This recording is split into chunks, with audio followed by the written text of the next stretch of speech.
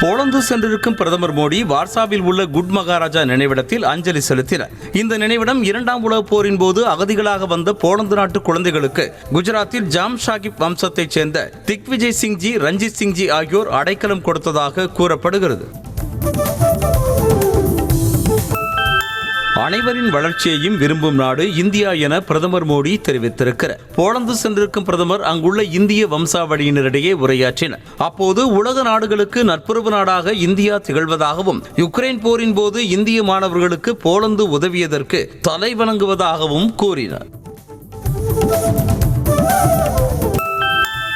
ஜம்மு காஷ்மீரில் 10 ஆண்டுகளுக்கு பிறகு சட்டமன்ற தேர்தல் நடைபெறவிருக்கும் நிலையில் அம்மாநிலத்திற்கு சென்றிருக்கும் ராகுல் காந்தி மற்றும் மல்லிகார்ஜுன கார்கே கூட்டணி கட்சியினரோடு பேச்சுவார்த்தை நடத்த உள்ளனர். இன்று கூட்டணி கட்சி நிர்வாகிகளோடு சட்டமன்ற தேர்தல் தொகுதி பங்கீடு குறித்து இருவரும் ஆலோசிக்க உள்ளதாக கூறப்படுகிறது.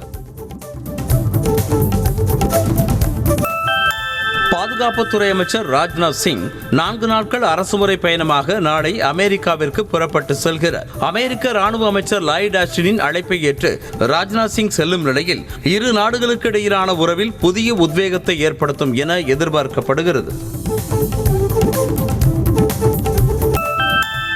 தேசியவாத காங்கிரஸ் கட்சியின் தலைவர் சரத்பவாருக்கு மத்திய அரசு Z+ பாதுகாப்பு வழங்கியிருக்கிறது. சரத்பவாரின் உயிருக்கு அச்சுறுத்தல் இருப்பதாக வெளியான தகவலின்படி அவருக்கு Z+ பாதுகாப்பு வழங்கிய மத்திய உள்துறை அமைச்சகம் 55க்கும் மேற்பட்ட CRPF வீரர்கள் பாதுகாப்பு பணியில் ஈடுபடுவார்கள் என தெரிவித்துள்ளது. கொல்கத்தாவில் பயிற்சி பெண் மருத்துவர் கொல்லப்பட்ட ஆர்ஜிகர் அரசு மருத்துவமனை மருத்துவக் கல்லூரியின் புதிய முதல்வர் சுக்ரிதா பௌரி நியமனம் ரத்து செய்யப்பட்டுள்ளது. மாணவர்களின் பிரதிநிதிகள் குழு அதிகாரிகளை சந்தித்த நிலையில் அரசு இந்த நடவடிக்கையை எடுத்துள்ளது. இதேபோல மருத்துவமனை கண்காணிப்பாளர் புல்புல் மகோபாத்யாய் மற்றும் நெஞ்சக சிகிச்சை துறையின் தலைவர் அருணவா தத்தா ஆகியோரின் நியமனங்களும் ரத்து செய்யப்பட்டுள்ளன. கொல்கத்தா பயிற்சி பெண் மருத்துவரின் பாலியல் கொலை வழக்கு விசாரிக்கும் CBI அதிகாரிகள் சம்பவம் நடந்த ஆர்ஜிகர் மருத்துவக் கல்லூரி மருத்துவமனையின் முன்னாள் முதல்வர் சந்தீப் கௌஷியிடம் உண்மை அறியும் சோதனை நடத்த முடிவு செய்துள்ளனர். அவரிடம் கேட்கப்பட்ட கேள்விகளுக்கு முன்னுக்கு பின் முரணாக பதிலளித்ததால் அதிகாரிகள் அடுத்த கட்ட நடவடிக்கைக்கு தயாராகி வருகின்றனர்.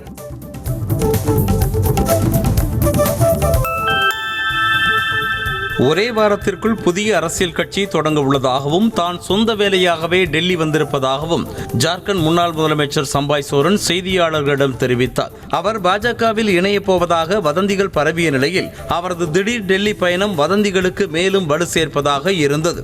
ஆனால் அவரது பேட்டியோ அதை மறுக்கும் வகையில் அமைந்திருந்தது. பீகாரில் முழு அடைப்பு போராட்டத்தின் போது பள்ளி குழந்தைகளோடு சென்ற பேருந்தை கும்பல் ஒன்று எரிக்க முயன்ற சம்பவம் அதிர்ச்சியை ஏற்படுத்தியுள்ளது. இடஒதுக்கீடு தொடர்பான உச்சநீதிமன்றத்தின் உத்தரவை எதிர்த்து கோபால்கஞ்ச் நகரில் நடைபெற்ற போராட்டத்தில் சிலர் சாலையில் டயர்களை கொளுத்தி போட்ட நிலையில் அதன் மீது சென்ற பள்ளி பேருந்தை கும்பல் ஒன்று திடீரென நிறுத்தி தாக்க முயன்றது. இதனையடுத்து போலீசார் தலையிட்டு பள்ளி பேருந்தை கும்பலிடமிருந்து மீட்டனர். மகாராஷ்டிர மாநிலம் பத்லாப்பூரில் ஒரே பள்ளியில் UKG படிக்கும் 2 சிறுமிகள் பாலியல் துன்புறுத்தல் செய்யப்பட்ட சம்பவத்தை கண்டித்து அங்குள்ள மக்கள் போராட்டத்தில் ஈடுபட்டனர். 2 சிறுமிகளையும் அதே பள்ளியில் பணிபுரியும் துப்புரவு தொழிலாளி ஒருவர் பாலியல் ரீதியில் துன்புறுத்தியதாக கூறப்படும் நிலையில் அவர் கைது செய்யப்பட்டார்.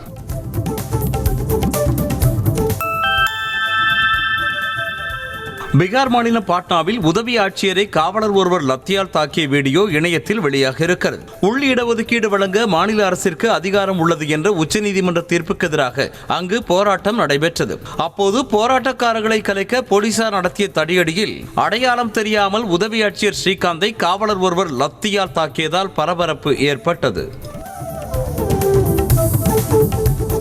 ஆந்திராவில் மருந்து தொழிற்சாலையில் ரியாக்டர் வெடித்து சிதறியதில் ஏற்பட்ட பயங்கர தீ விபத்தில் உயிரிழந்தவர்களின் எண்ணிக்கை 17ஆக அதிகரித்துள்ளது. மேலும் பலர் காயமடைந்துள்ள நிலையில் மருத்துவமனையில் தீவிர சிகிச்சை அளிக்கப்பட்டு வருகிறது. இதனால் மேலும் பலி எண்ணிக்கை அதிகரிக்கும் அபாயம் ஏற்பட்டுள்ளது. திருவனந்தபுரத்தில் இருந்து மாயமான அசாம் சிறுமி சென்னை வழியாக ரயிலில் சென்றபோது விசாகப்பட்டினத்தில் ரயில்வே பாதுகாப்பு படையினர் உதவியோடு மீட்கப்பட்டார். தாய் திட்டியதால் கோபித்துக் கொண்டு வீட்டில் இருந்து வெளியேறிய சிறுமியை புகாரின் பேரில் CCTV காட்சிகளை கொண்டு போலீசார் தேடி வந்தனர். விசாகப்பட்டினம் ரயில் பெட்டியில் சிறுமி தூங்கிக் கொண்டிருப்பதை கண்ட கேரள பயணிகள் போலீசாருக்கு தகவல் அளித்தனர்.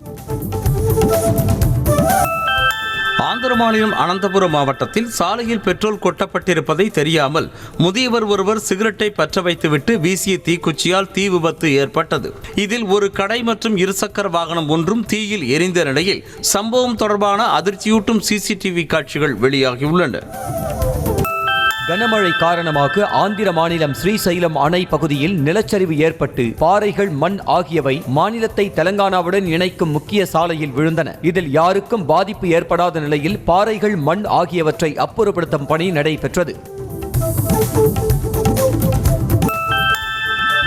75 வயதானவுடன் தமது ஓய்வை பிரதமர் மோடி அறிவிக்கவில்லை என்றால் வேறு வழிகளில் அவர் பதவியிலிருந்து நீக்கப்படுவார் என பாஜக மூத்த தலைவர் சுப்பிரமணியன் சுவாமி தெரிவித்துள்ளார். செப்டம்பர் 17ஆம் தேதி மோடிக்கு 75வது பிறந்த நாள் வருவதாகவும் அன்றைய தினம் தீவிர அரசியலிலிருந்து ஓய்வு பெற்று மார்க்க தரிசன மண்டலில் மோடி சேர வேண்டும் எனவும் எக்ஸ் தளத்தில் குறிப்பிட்டுள்ளார். பாலியல் வன்முறையில் கொலை செய்யப்பட்ட கொல்கத்தா பெண் மருத்துவருக்கு நீதி கேட்டு நாட்டின் பல்வேறு இடங்களிலும் போராட்டங்கள் வலுத்து வருகின்றன. குற்றவாளிகளுக்கு கடுமையான தண்டனை பெற்றுத்தர வேண்டும், மருத்துவர்களுக்கு பாதுகாப்பு வழங்க வேண்டும் உள்ளிட்ட கோரிக்கைகளை வலியுறுத்தி கைகளில் பதாகைகளை ஏந்தி ஓமியோபதி மருத்துவர்கள் போராட்டத்தில் ஈடுபட்டனர். சென்னையில் தமிழ்நாடு முதலீட்டாளர்கள் மாநாடு 2024 முதலமைச்சர் மு க ஸ்டாலின் தொடங்கி வைத்தார். இந்த மாநாட்டில் 19 நிறுவனங்களின் சார்பில் 17,616 கோடி ரூபாய் முதலீடுகளுக்கான தொடக்க விழாவும் நடைபெற்றது. மேலும் 51,000 கோடி ரூபாய் மதிப்பிலான திட்டங்களுக்கும் முதலமைச்சர் மு க ஸ்டாலின் அடிக்கல் நாட்டினார். 3 ஆண்டுகளில் 31 லட்சம் பேருக்கு வேலை வாய்ப்புகள் கிடைக்கும் வகையில் முதலீடுகள் ஈர்க்கப்பட்டிருப்பதாக முதலமைச்சர் மு க ஸ்டாலின் தெரிவித்தார். தமிழ்நாடு முதலீட்டாளர்கள் மாநாட்டில் பேசிய அவர் 2030ஆம் ஆண்டுக்குள் $1 டிரில்லியன் அமெரிக்க டாலர் பொருளாதாரம் என்ற இலக்கை அடைவோம் என உறுதியளித்தார்.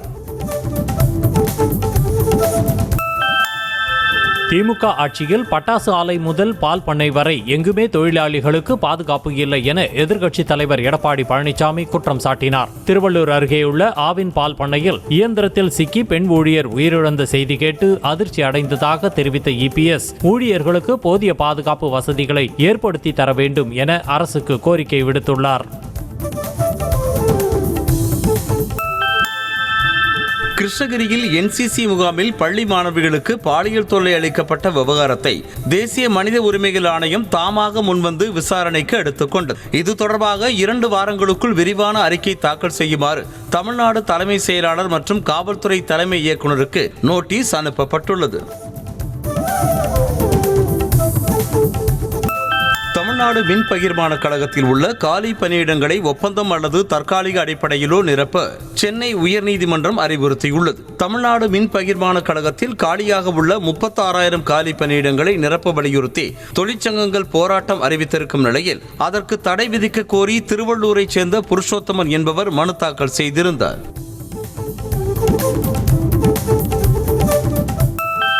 சட்டவிரோத பணப்பரிமாற்ற தடை சட்ட வழக்கில் கைது செய்யப்பட்ட ஜாஃபர் சாதிக்கின் சகோதரர் முகமது சலீமை மேலும் 14 நாட்கள் நீதிமன்ற காவலில் வைக்க சென்னை முதன்மை அமர்வு நீதிமன்றம் உத்தரவிட்டுள்ளது.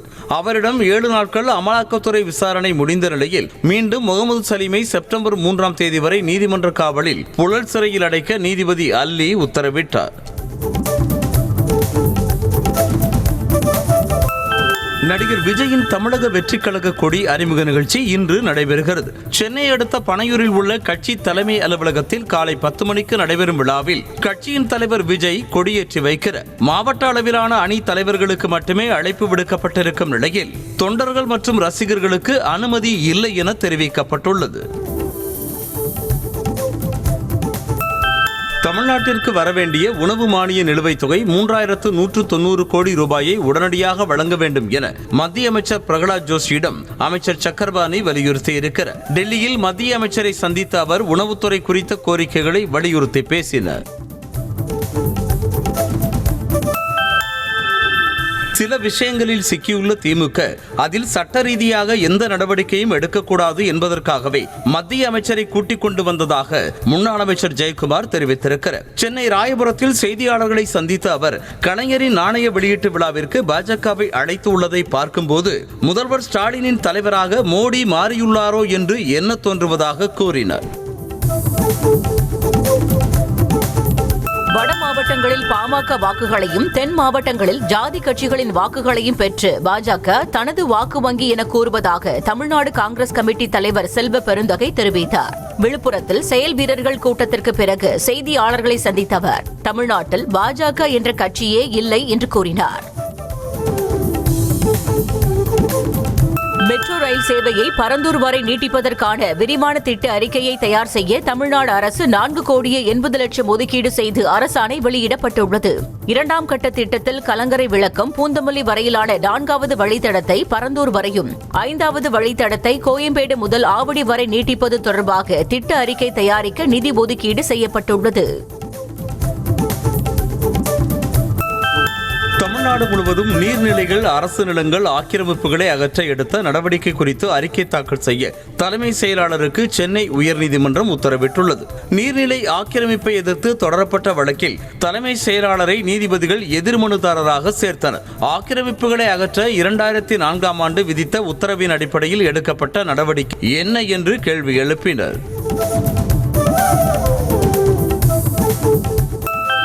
திருப்பூரில் கனமழையின் காரணமாக மாற்றுத்திறனாளி பெண்ணின் வீடு இடிந்து தரைமட்டமான நிலையில் அரசு உதவி செய்ய வேண்டும் என கண்ணீர் மல்க கோரிக்கை விடுத்துள்ளார். குளத்துப்பாளையம் ஆதி திராவிடர் காலனியைச் சேர்ந்த ராதாமணி என்பவர் அரசு கொடுத்த தொகுப்பு வீட்டில் வசித்து வந்தார். இந்நிலையில் செவ்வாய்க்கிழமை பெய்த மழையின் காரணமாக அவர் வசித்து வந்த வீடு இடிந்து தரைமட்டமானதாக கூறப்படுகிறது.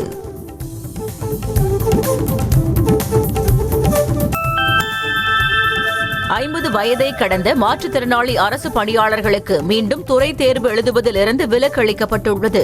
டிஎன்பிஎஸ்சி நடத்தும் துறை தேர்வுகளை 3 முறை எழுதியும் தேர்ச்சி பெறாத 50 வயதை கடந்தவர்களுக்கும் பார்வை, செவித்திறன் பாதிப்பு, கற்றல், அறிவுசார் குறைபாடு, புற உலக சிந்தனையற்றோருக்கு துறை தேர்வு எழுதுவதிலிருந்து விலக்கு அளித்து முதலமைச்சர் மு.க. ஸ்டாலின் அறிவிப்பின்படி அரசாணை வெளியிடப்பட்டுள்ளது.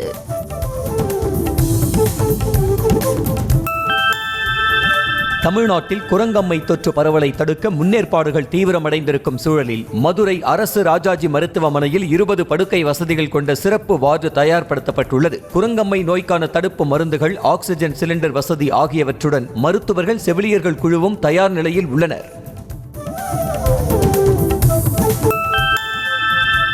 உங்களை தேடி உங்கள் ஊரில் திட்டத்தின் கீழ் கள்ளக்குறிச்சி மாவட்ட ஆட்சியர் பிரசாந்த் இரவு நேரத்திலும் தொடர்ந்து ஆய்வு மேற்கொண்டார். திருக்கோவிலூரில் உள்ள அரசு மாணவர் விடுதியில் ஆய்வு மேற்கொண்ட ஆட்சியர் அதனைத் தொடர்ந்து அரசு பொது மருத்துவமனையில் ஆய்வு செய்து விவரங்களை கேட்டறிந்தார்.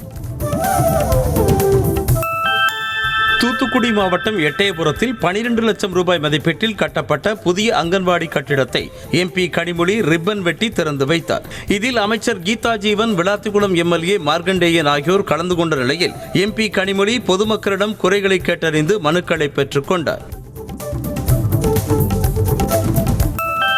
அண்ணாமலை ஒரு கத்துக்குட்டி என்பதை மீண்டும் நிரூபித்துள்ளதாகவும் அவர் ஒரு அரைவேக்காட்டுத்தனமான அரசியல்வாதி என்றும் அதிமுக முன்னாள் அமைச்சர் செல்லூர் ராஜு கடுமையாக சாடியிருக்கிறார். மதுரை கோரிப்பாளையம் பகுதியில் செய்தியாளர்களிடம் பேசிய அவர் தேர்தல் நேரத்தில் கலைஞரை பற்றி தரக்குறைவாக விமர்சித்த மாநில பாஜக தலைவர் அண்ணாமலை கலைஞர் நாணயம் வெளியீட்டு விழாவிற்கு திமுகவிடமிருந்து கைபேசியில் அழைப்பு வந்ததும் ஓடோடி சென்று பங்கேற்றதாக கூறினார்.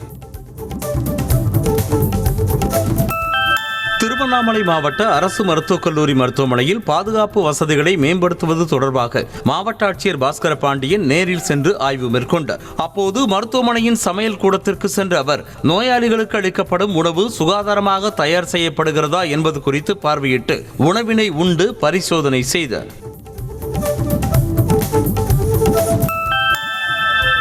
வரும் 24ஆம் தேதி சென்னையில் தனியார் நிறுவனம் சார்பாக மீண்டும் பயன்படுத்தக்கூடிய ஹைபிரிட் ராக்கெட் விண்ணில் செலுத்தப்பட உள்ளது.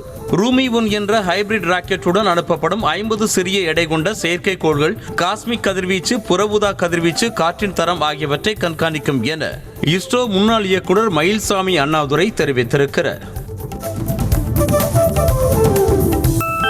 ராமநாதபுரம் பாம்பன் செங்குத்து பாலத்தில் முதல் முறையாக சரக்கு ரயிலை இயக்கி ரயில்வே ஊழியர்கள் சோதனை செய்தனர். சுமார் 550 கோடி ரூபாய் மதிப்பீட்டில் கடந்த 3 ஆண்டுகளுக்கு மேலாக நடைபெற்று வந்த பணிகள் 90% நிறைவு பெற்ற நிலையில் பாம்பன் பாலத்தில் 11 பெட்டிகளை கொண்ட சரக்கு ரயிலை இயக்கி சோதனை செய்யப்பட்டது.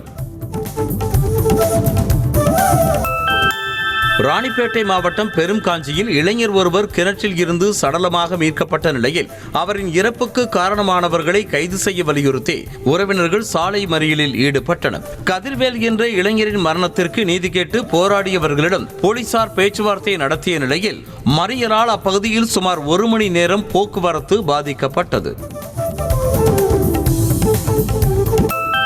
தென்காசியில் உள்ள குற்றாலம் மெயினருவியில் இருந்து பாறை உருண்டு விழுந்ததில் 5 பேர் படுகாயமடைந்தனர். குற்றாலம் மெயினருவியில் ஆண்களுக்கான பகுதியில் குளித்துக் கொண்டிருந்த சுற்றுலா பயணிகள் மீது பெரிய அளவிலான பாறை உருண்டு விழுந்தது. இதில் படுகாயமடைந்த 5 பேர் சிகிச்சைக்காக தென்காசி அரசு மருத்துவமனையில் அனுமதிக்கப்பட்டுள்ளனர்.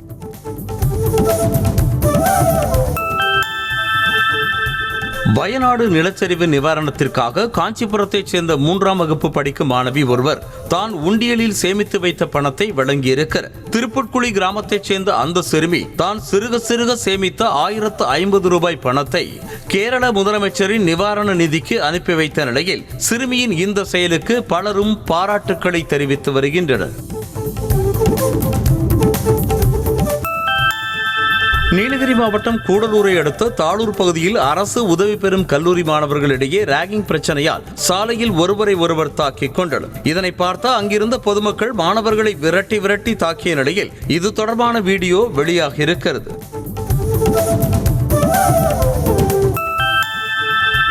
திருப்பூரில் நேர பிரச்சினை தொடர்பாக அரசு பேருந்து நடத்துனரோடு தனியார் பேருந்து ஓட்டுநர் மற்றும் நடத்துனர் கடும் வாக்குவாதத்தில் ஈடுபட்டனர். சாலையில் பேருந்துகளை நிறுத்திவிட்டு வாக்குவாதத்தில் ஈடுபட்டதால் போக்குவரத்து பாதிக்கப்பட்டது. இதனையடுத்து அங்கு பாதுகாப்பு பணியில் இருந்த காவலர் பேசி அனுப்பி வைத்தார்.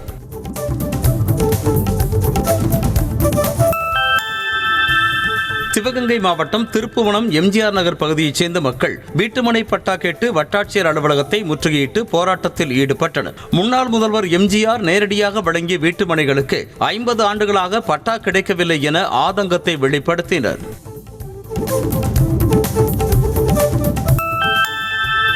வங்கதேசத்தில் இந்துக்களுக்கு எதிராக நடைபெறும் வன்முறை சம்பவங்களை கண்டித்து தமிழ்நாடு முழுவதும் போராட்டம் நடத்த இந்து முன்னணிக்கு அனுமதி அளித்து சென்னை உயர்நீதிமன்றம் உத்தரவிட்டுள்ளது. போராட்டம் நடத்த காவல்துறை அனுமதி மறுத்துவிட்டதாக கூறி இந்து முன்னணி மனு தாக்கல் செய்தது. இதனால் ஆகஸ்ட் 27ஆம் தேதி மாலை 3 மணி முதல் 4 மணி வரை போராட்டம் நடத்த அனுமதி அளிக்கப்பட்டுள்ளது.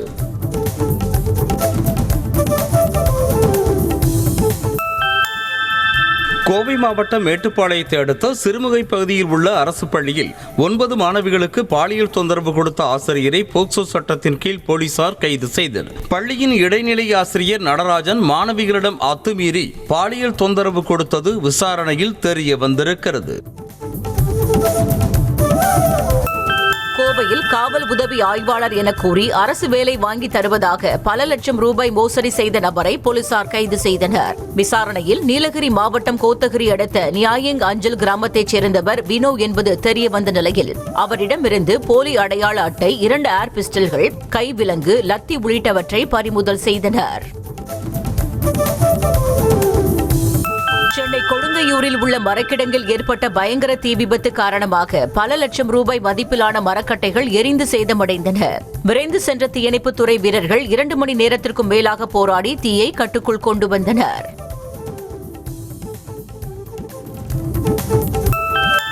சேலம் மாவட்டம் சங்ககிரியில் நிலத்தகராறில் பெண் ஒருவரை கும்பல் ஒன்று தகாத வார்த்தைகளால் திட்டியும் கட்டையை கொண்டு தாக்க முயற்சித்த வீடியோ வெளியாக இருக்கிறது. ரேவதி என்ற பெண்ணிற்கு சொந்தமான இடத்தில் சிலர் மரக்கட்டைகள் ஆகியவற்றை கொட்டி ஆக்கிரமிப்பு செய்திருந்த நிலையில் அதனை தட்டி கேட்ட அந்த பெண்ணை அந்த கும்பல் தகாத வார்த்தைகளால் திட்டி தாக்க முயற்சித்துள்ளனர்.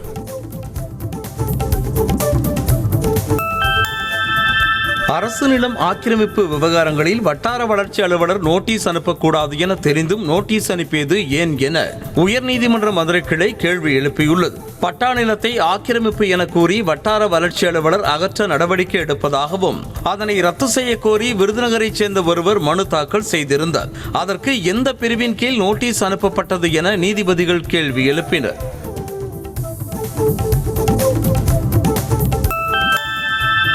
விருதுநகர் மாவட்டம் மடத்துப்பட்டி கிராமத்தில் உழவு பணியில் ஈடுபட்டிருந்த போது டிராக்டர் அருகில் இருந்த விவசாய கிணற்றில் கவிழ்ந்தது. டிராக்டரோடு கிணற்றில் விழுந்த விவசாயி குரு என்பவர் அதிர்ஷ்டவசமாக உயிர் தப்பிய நிலையில் கிணற்றில் மூழ்கிய டிராக்டரை தீயணைப்பு வீரர்கள் கிரேன் உதவியோடு மேலே கொண்டு வந்தனர்.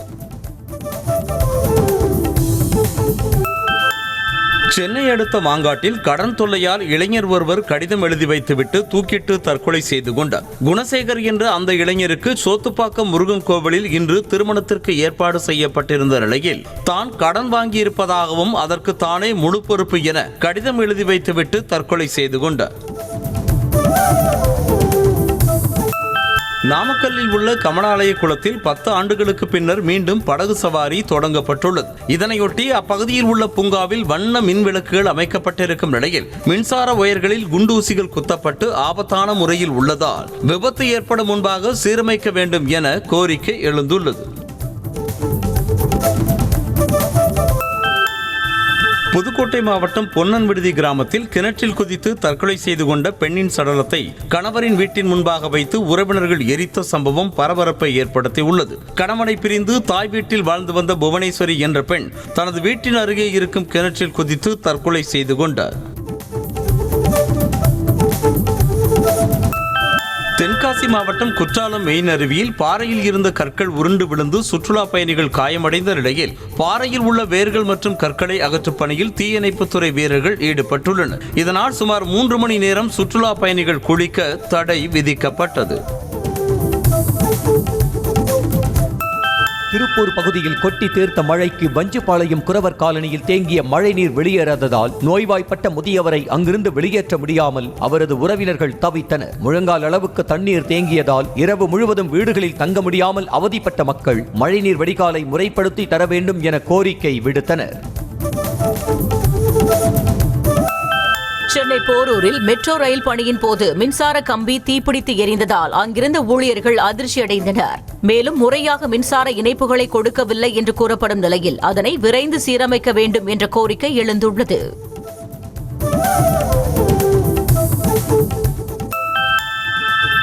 திருப்பூர் மாவட்டம் உடுமலை அருகே கணபதி பாளையத்தில் சிசிடிவி மூலம் சிறுத்தை போன்ற மர்ம விலங்கு நடமாட்டம் இருப்பது தெரிய வந்ததை அடுத்து கிராம மக்கள் அதிர்ச்சியடைந்துள்ளனர். கணபதி பாளையத்தில் தனியார் விவசாய பண்ணையில் ஆடு மாடு கோழிகளை அடைக்கும் ஷெட்டில் கோழிகள் மர்மமான முறையில் மாயமான நிலையில் அங்குள்ள சிசிடிவி பதிவை ஆய்வு செய்ததில் சிறுத்தை போன்ற மர்ம விலங்கு ஒன்று கோழிகளை குறிவைத்து கவ்வி செல்லும் காட்சி பதிவாகியுள்ளது. நெல்லை மாவட்டம் கீழத்தென்களத்தில் மகன் இறந்த துக்கம் தாழாமல் அவரது தாய் மகரோடு தூக்கிட்டு தற்கொலை செய்து கொண்ட சம்பவம் சோகத்தை ஏற்படுத்தியது.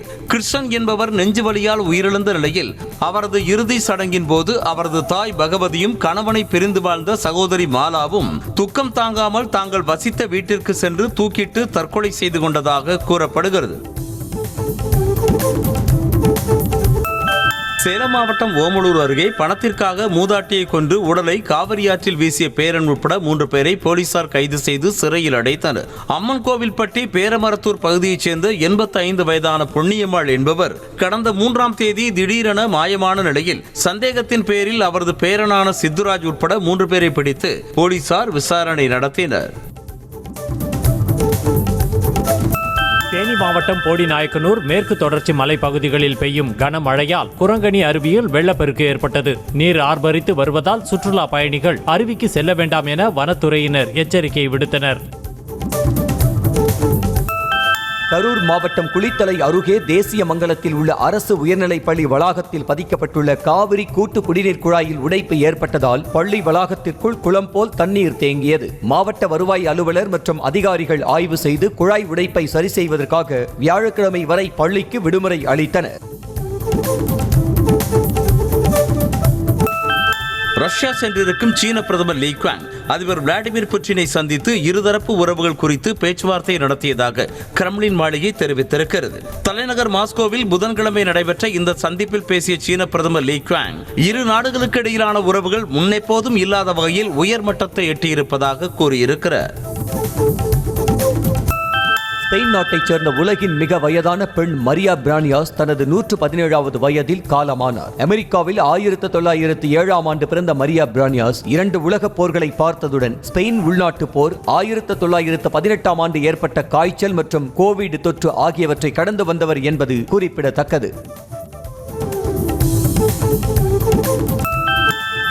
கடலில் மூழ்கி மாயமானவர்களை தேட இத்தாலிய கடலோர காவல்படை கடலுக்கடியில் செயல்படும் ட்ரோனை பயன்படுத்துகிறது. டைவர்ஸ் மூலம் இயக்கப்படும் இந்த ட்ரோன் கடல் அடிவாரத்தில் 300 மீட்டர் ஆழம் வரை செல்லும் என்றும் 6 முதல் 7 மணி நேரம் இயங்கும் பேட்டரி திறன் கொண்டது எனவும் தெரிவிக்கப்பட்டுள்ளது.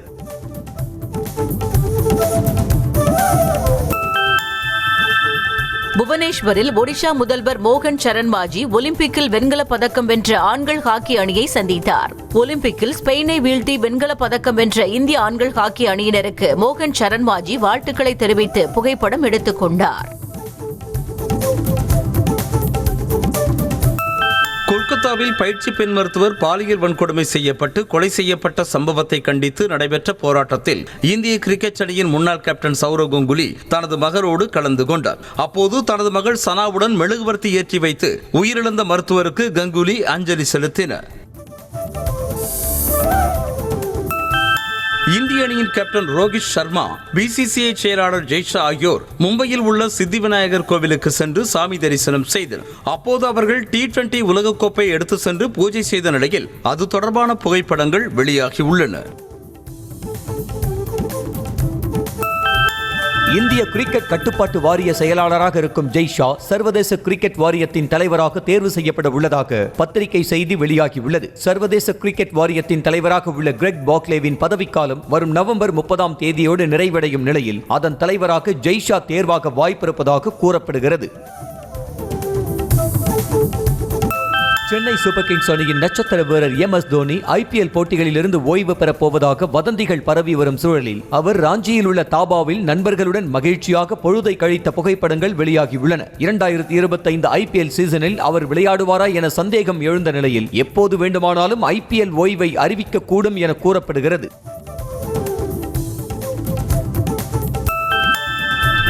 ஒலிம்பிக்கில் இந்தியா சார்பாக அதிக வீரர்கள் பங்கேற்றால்தான் அதிக பதக்கங்கள் கிடைக்கும் என தமிழ்நாடு டேபிள் டென்னிஸ் வீரர் சரத்கமல் தெரிவித்திருக்கிறார். சென்னையில் செய்தியாளர்களை சந்தித்த அவர், இந்திய பெற்றோர் தொழில் சார்ந்த படிப்புகளுக்கு முக்கியத்துவம் கொடுப்பதால் தான் இந்தியாவால் ஒலிம்பிக்கில் இரட்டை இலக்கத்தில் கூட பதக்கங்களை வெல்ல முடியவில்லை என்றார்.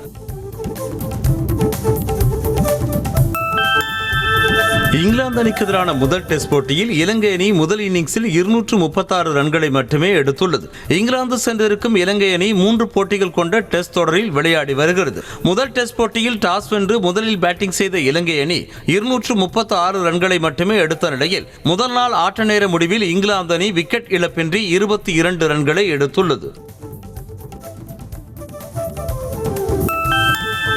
வங்கதேசத்திற்கு எதிரான டெஸ்ட் போட்டியில் பாகிஸ்தான் கிரிக்கெட் அணியின் சவுத் சகில் புதிய சாதனை படைத்திருக்கிறார். மொத்தம் 20 இன்னிங்ஸ்களில் விளையாடியிருக்கும் சவுத் சகில் அதிவேகமாக 1000 ரன்களை கடந்து தற்போது பாகிஸ்தான் வீரர்கள் பட்டியலில் முதலிடத்தை பிடித்திருக்கிறார்.